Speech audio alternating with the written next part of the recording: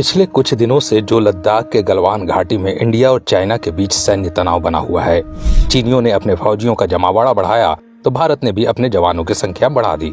इन हालातों को लेकर सबकी अपनी अपनी राय हो सकती है, परंतु एक बात जो पूरे देश को पता है, हमारे सैनिकों ने चीन की सेना को जो सबक सिखाया, जो जाबाजी दिखाई, जो शौर्य दिखाया, उसकी दास्तान हम सब के लिए बार बार सुनने लायक है। चलिए आज आपको ऐसी ही एक दास्तान के बारे में बताते हैं। उम्र सिर्फ 23 साल, जिनका नाम है गुरजीत सिंह। दोस्तों, ये वो भारतीय जवान है जिन्होंने अकेले ही 12 चीनी सैनिकों को मौत के घाट उतार दिया था। लद्दाख में चीन के सैनिकों ने हम पर धोखे से अटैक किया था। उस वक्त हमारे वीर जवान कम थे और चीन की सेना ज्यादा।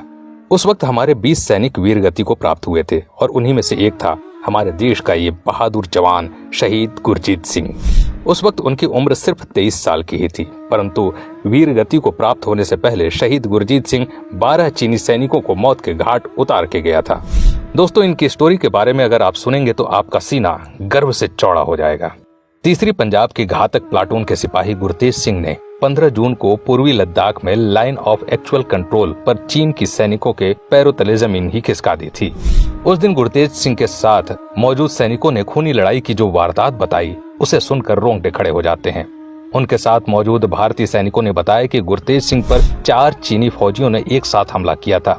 गुरतेज सिंह ने भगवान का नाम लिया और भिड़ गए चीनी सैनिकों के साथ। उन्होंने चीन के चारों सैनिकों को मौत की नींद सुला दिया और तभी फिर गुरतेज सिंह का पैर स्लिप हो गया और वे नीचे एक बड़े पत्थर पर जा गिरे, लेकिन उनका हौसला नहीं टूटा और वे एक दहाड़ते हुए शेर की तरह फिर से वापस आए और गुरतेज ने अपने कृपाण से 7 चीनियों को मौत की नींद सुला दिया। पत्थर पर गिरने की वजह से उनकी गर्दन पर गहरा घाव हो गया था, लेकिन वीर गति को प्राप्त होने से पहले गुरतेज सिंह ने अपनी पगड़ी बांधी और उसी टाइम चीन की सेना ने गुरतेज सिंह पर पीछे से अटैक कर दिया।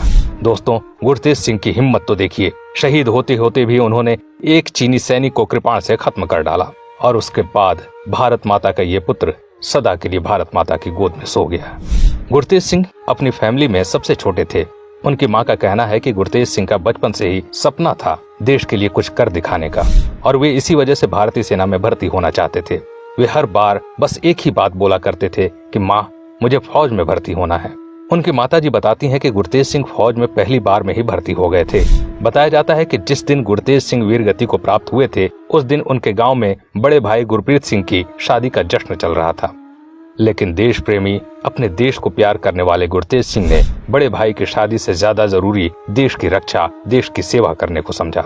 उधर गांव में बड़े भाई की शादी का जश्न चल रहा था और इधर सिर पर कफन बांधे गुरतेज सिंह चीनी सैनिकों को धूल चटा रहे थे।